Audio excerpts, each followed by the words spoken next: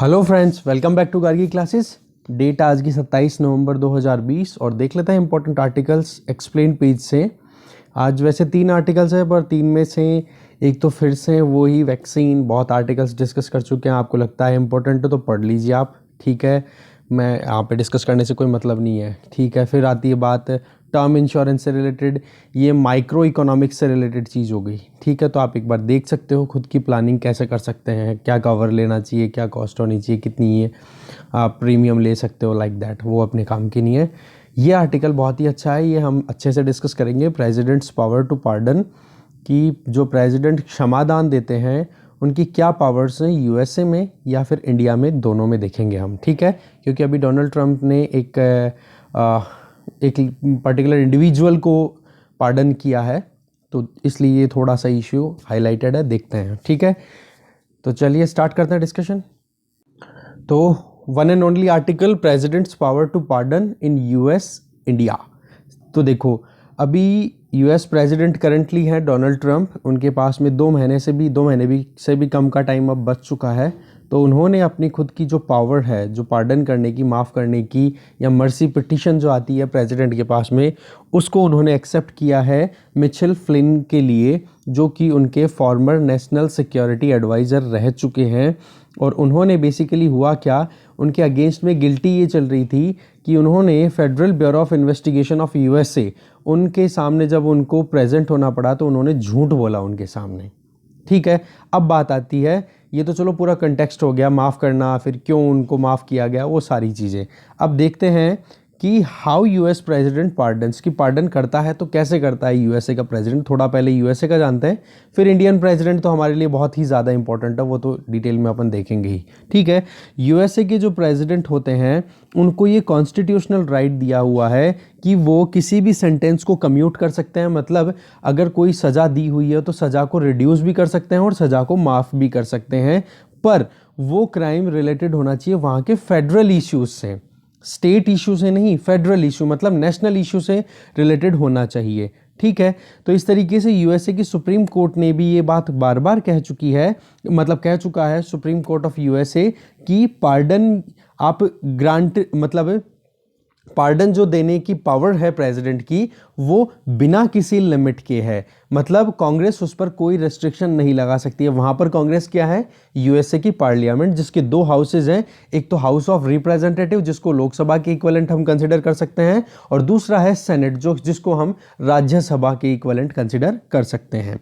तो ये क्लेमेंसी का जो पावर है, क्लेमेंसी का मतलब जो आप माफ़ करते हो, ठीक है, वो एक एग्जीक्यूटिव पावर है। और यूएसए में आप देखोगे इट इज़ डिस्क्रिशनरी, कि प्रेसिडेंट अपनी इच्छा के हिसाब से वो काम, मतलब किसी को भी माफ़ी दे सकता है, कोई भी अगर मर्सी पिटिशन आई हुई है तो।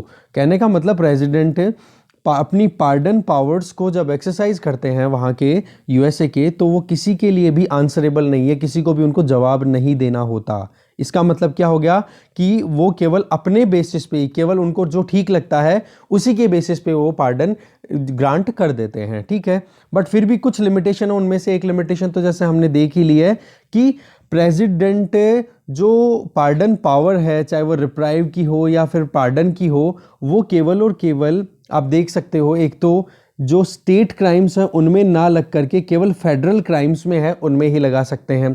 दूसरा, जो यूएसए का कॉन्स्टिट्यूशन है उसमें सेक्शन 2 आर्टिकल 2 जिसमें सेक्शन 2 है, तो वो ये कहता है कि यूएसए का प्रेसिडेंट जो है ना, वो रिप्राइव और पार्डन दे सकता है केवल और केवल उन ऑफेंसेस के लिए जो कि इम्पीचमेंट के अलावा है। कहने का मतलब इम्पीचमेंट का प्रोसेस अगर चल रहा है, इम्पीचमेंट का कहीं पे कोई प्रोविजन आ जाता है, तो फिर यूएसए प्रेसिडेंट की जो ये पार्डन करने की पावर है वो खत्म हो जाती है। बाकी सभी केसेस में, सभी कौन से, जो कि फेडरल इश्यूज से रिलेटेड क्रिमिनल केसेस हैं, फेडरल क्राइम हो उनसे रिलेटेड।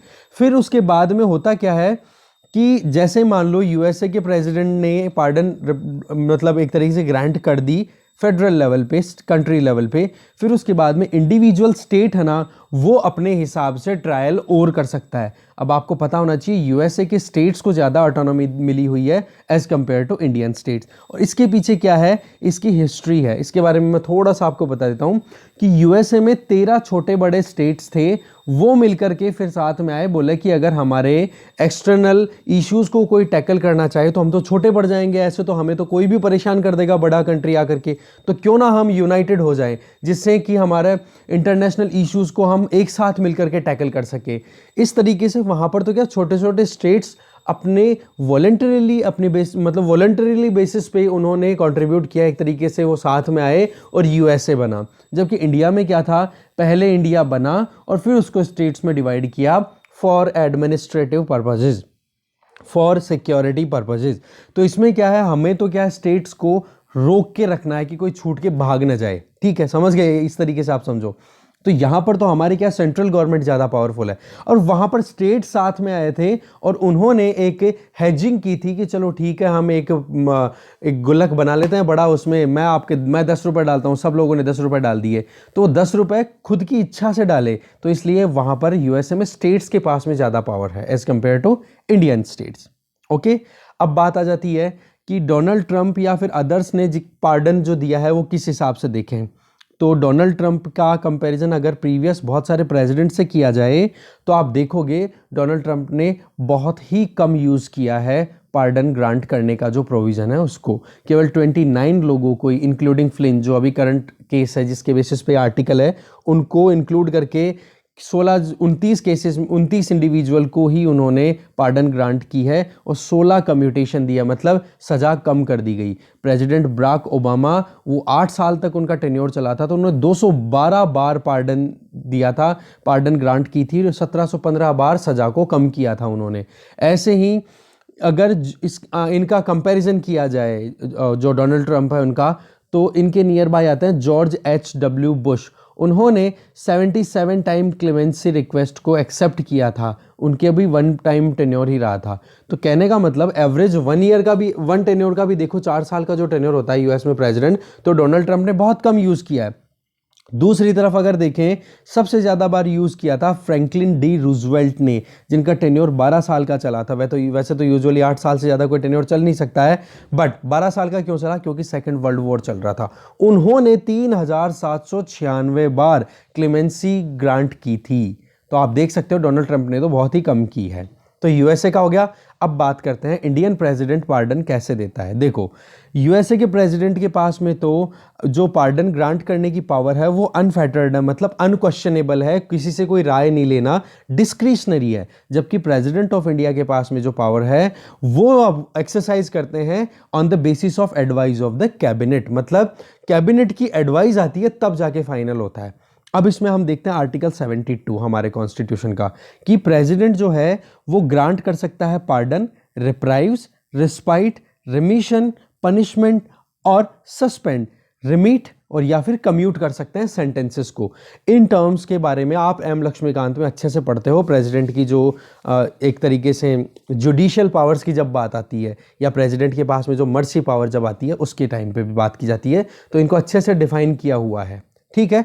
तो इनको एक्सरसाइज कर सकते हैं हमारे प्रेसिडेंट। साथ में आप देखोगे अगर किसी इंडिविजुअल को लाइफ सेंटेंस भी दिया हुआ ना, डेथ सेंटेंस, तो भी पार्डन ग्रांट की जा सकती है हमारे प्रेसिडेंट के द्वारा, बट वो डिपेंड किस पे करती है, एडवाइस ऑफ द कैबिनेट। इसके अलावा आर्टिकल 161 में गवर्नर को भी पार्डनिंग पावर दी हुई है, बट एक थोड़ा सा डिफरेंस है, वो ये कि डेथ सेंटेंस को गवर्नर पार्डन नहीं कर सकते। ये आप ध्यान रखना, बहुत इंपॉर्टेंट डिफरेंस है, ये क्वेश्चन आ सकता है प्रीलिम्स में, ठीक है। या फिर आपके अगर कोई स्टेट पीएससी एग्जाम दे रहे हो तो उसमें 2 मार्क का क्वेश्चन आ सकता है कि पार्डनिंग पावर में डिफरेंस बताइए गवर्नर और प्रेसिडेंट की, अगर बात की जाए तो, समझ गए। तो ये ध्यान रखना आप। फिर बात आ जाती है, आगे देखें कि प्रेसिडेंट पार्डनिंग पावर जो है वो इंडिपेंडेंटली एक्सरसाइज नहीं कर सकते गवर्नमेंट के बिना।